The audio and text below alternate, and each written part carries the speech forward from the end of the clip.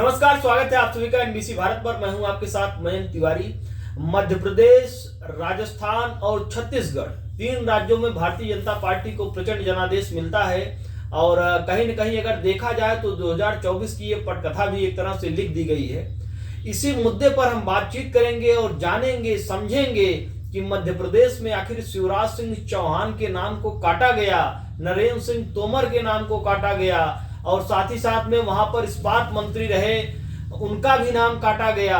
और उसके बाद एक ऐसा नाम सामने आया जिसका कहीं से कोई वो ही नहीं था। मोहन यादव को मध्य प्रदेश के मुख्यमंत्री के पद के उम्मीदवार के पद के लिए उनको जिम्मेदारी दी जाने के लिए पूरी तैयारियां चल रही हैं। राज्यपाल को बहुत जल्दी ही अपना समर्थन पत्र भी सौंपने वाले हैं। हम बातचीत करेंगे, हमारे साथ में राजनीतिक विश्लेषक हैं संजीव त्रिपाठी जी, इनसे हम जानेंगे, समझेंगे कि मोहन यादव को आखिर क्यों मध्य प्रदेश में मुख्यमंत्री के तौर पर पेश किया गया।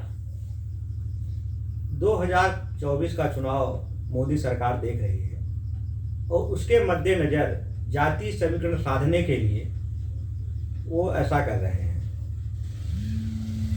2024 का चुनाव देखा जा रहा है और उसी आधार पर जातियों को कहीं दलित को समायोजित करना, कहीं जो है बैकवर्ड जाति को समायोजित करना, कहीं सामान्य को उप मुख्यमंत्री बना देना, सारे जातियों को लेकर चलने का प्रयास करते हुए केवल 2024 के चुनाव को मुख्य भूमिका में रख रहे हैं ये, और इसलिए मोहन यादव का चयन किया गया है। कृषि मंत्री रहे कैबिनेट में मोदी सरकार में नरेंद्र सिंह तोमर, कैलाश विजयवर्गीय, और साथ ही साथ में देखा जाए तो मध्य प्रदेश के ही बड़े नेता रहे फग्गन सिंह कुलस्ते, इस्पात मंत्री।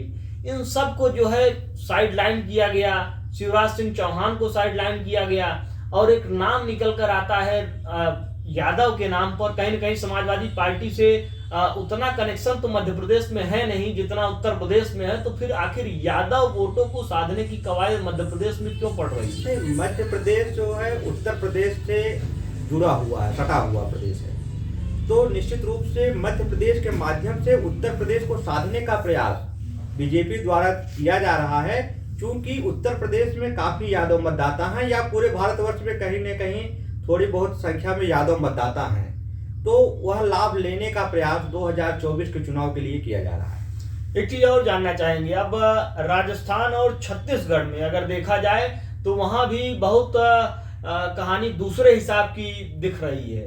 कितना असर पड़ेगा? कहीं न कहीं अगर मध्य प्रदेश में देखा जाए तो नाराजगी भी साफ तौर पर होगी। कैलाश विजयवर्गीय के मन में खटक होगा, नरेंद्र सिंह तोमर के मन में खटक होगा, साथ ही साथ में इस्पात मंत्री फग्गन सिंह कुलस्ते के मन में भी वो चीजें निकलेंगी कि आखिर हम लोगों को साइडलाइन किया गया, शिवराज सिंह चौहान को साइडलाइन करके एक ऐसा नाम क्यों लाया गया जो संघ से कहीं न कहीं जुड़ा हुआ है, जो कहीं न कहीं प्रदेश में उस तरह का कोई उसको किसी बड़े मंत्रालय की जिम्मेदारी नहीं मिली थी। मंत्री भी रहे थे, दर्जा प्राप्त मंत्री रहे थे, उसके बाद बतौर मुख्यमंत्री उनको मुख्यमंत्री के चेहरे के रूप में सामने लाना, कहीं न कहीं ये एक बड़ा मैसेज लेकर भारतीय जनता पार्टी जा रही है। नहीं, नाराजगी की जहां तक बात है तो नाराजगी तो होना स्वाभाविक है, लेकिन वो व्यक्त नहीं कर सकती। क्योंकि इस समय भारतीय जनता पार्टी में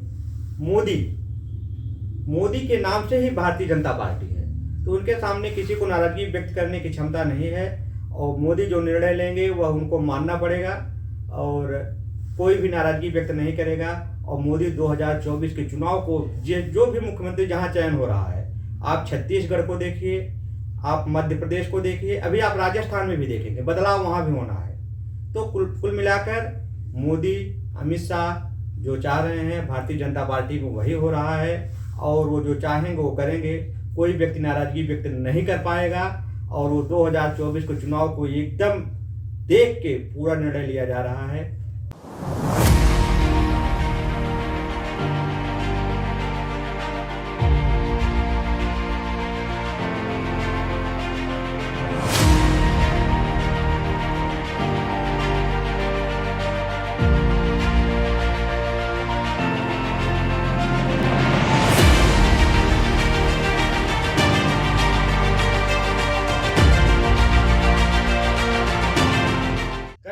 देखा जाए तो शिवराज सिंह चौहान ने बतौर मुख्यमंत्री इस बार के चुनाव में काफी मेहनत किया।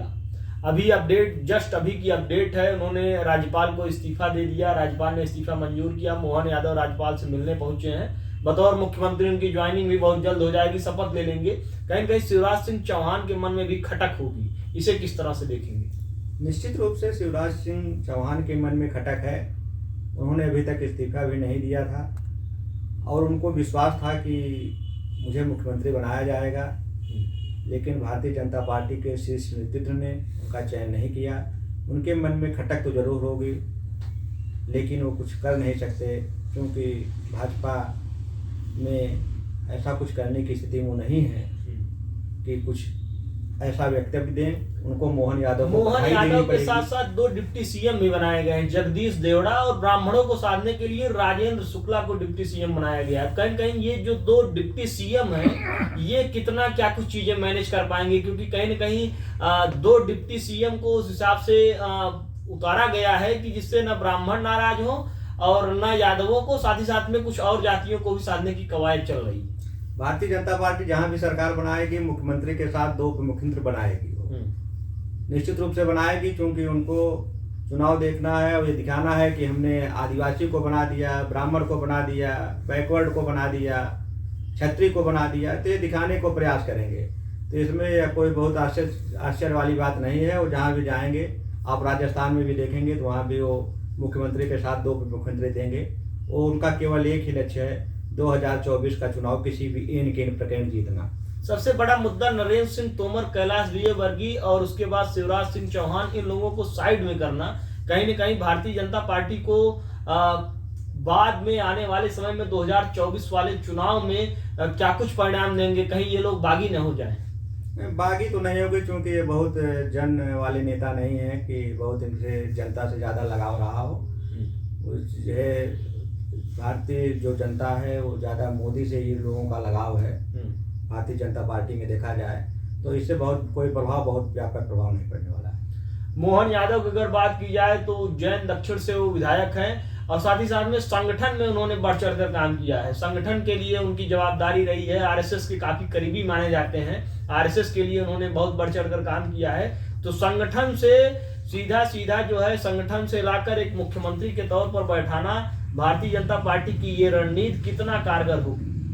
भारतीय जनता पार्टी की ये जो रणनीति है ये कारगर होगी, क्योंकि उन्होंने ये दिखाने का प्रयास करेंगे कि हम नए लोगों को भी ला रहे हैं, नए लोगों को जो अच्छा काम कर रहे हैं उनको सम्मान दे रहे हैं। तो अपने रणनीति के तहत काम कर रहे हैं। और एक जो उनके पास एक यादव फेस नहीं था, भूपेंद्र यादव जी थे, लेकिन कोई ऐसा किसी प्रदेश में ऐसा फेस नहीं था कि जिसको प्रोजेक्ट करते, यहाँ पर मोहन यादव को प्रोजेक्ट करके वो जो है पिछड़े वर्ग में यादवों को जोड़ने का जो क्वादत कर रहे हैं वह भी ध्यान में रख के किया गया है। तो निश्चित रूप से भविष्य की नीति है बीजेपी की, काफी अच्छी नीति है। पिछले बार के गृह मंत्री रहे मध्य प्रदेश में नरोत्तम मिश्रा, इस बार वो भी साइड लाइन है। कहीं कहीं बड़े बड़े चेहरों को भारतीय जनता पार्टी ने इस बार वो तवज्जो दिया नहीं जो उनको मिलना चाहिए था। जो वो एक अनुमान लगाकर बैठते थे, जो कभी लोकसभा में बैठते थे, जो कैबिनेट मंत्री हुआ करते थे, उनको विधानसभा में लाकर ही विधानसभा तक ही सीमित कर दिया गया। ये तो भाजपा में प्रथा चलती आ रही है कि जो है समय के साथ साथ परिवर्तन होता रहता है। तो इसमें हम बहुत कुछ नहीं करना चाहेंगे कि चूंकि वह उनके पार्टी का अंदरूनी मामला है और उनके पास एक फाउंडेशन भी है, तमाम चीज़ें वो लगाते हैं। लेकिन यहाँ पर वो देखते हैं कि कहाँ हमको राजनीतिक लाभ होगा, मतदाताओं को रिझाने में कहाँ वो कामयाब होंगे। इस दृष्टिकोण को भी वो देखते हैं, रखते हैं, इसीलिए ऐसा सब कुछ किया गया है। हमारा आखिरी सवाल है, राजस्थान और छत्तीसगढ़ की अगर बात की जाए तो वहां बदलाव के कितने कयास देखने को नजर आ रहे हैं? कहीं कहीं अगर देखा जाए मध्य प्रदेश के आधार पर तो वहां पर भी बड़ा उलटफेर होने की संभावना है। कोई उलटफेर नहीं होगा, कोई उलटफेर नहीं होगा। जो पुराने चेहरे हैं कहीं कहीं उनको साइडलाइन किया जा सकता है मध्य प्रदेश की तर्ज पर। कोई साइडलाइन नहीं किया जा रहा है। कहीं न कहीं लोगों को प्रतिस्थापित करने का प्रयास करेगी पार्टी। लोगों को पहले ही समझाया गया होगा, उनको बताया गया होगा कि आपको यहाँ पर लिया जाएगा, रखा जाएगा। तो बहुत कोई इसका प्रभाव नहीं। इसी भारत को अपना कीमती समय देने के लिए आपका बहुत बहुत आभार, धन्यवाद। तो ये थे हमारे साथ डॉक्टर संजीव त्रिपाठी, जिनका खास तौर पर ये कहना है कि मध्य प्रदेश समेत राजस्थान और छत्तीसगढ़ में जो कुछ भी होगा, जो कुछ भी होने वाला है, कहीं कहीं भारतीय जनता पार्टी की रणनीतियों को वो दर्शाती है, और उसका वास्तव में कुछ बेहद जो है उस तरह का परिणाम आने वाला है जो भारतीय जनता पार्टी के हित में होगा। देश दुनिया की तमाम बड़ी खबरों के लिए जुड़ रही है हमारे साथ, देखते रहिए NBC भारत।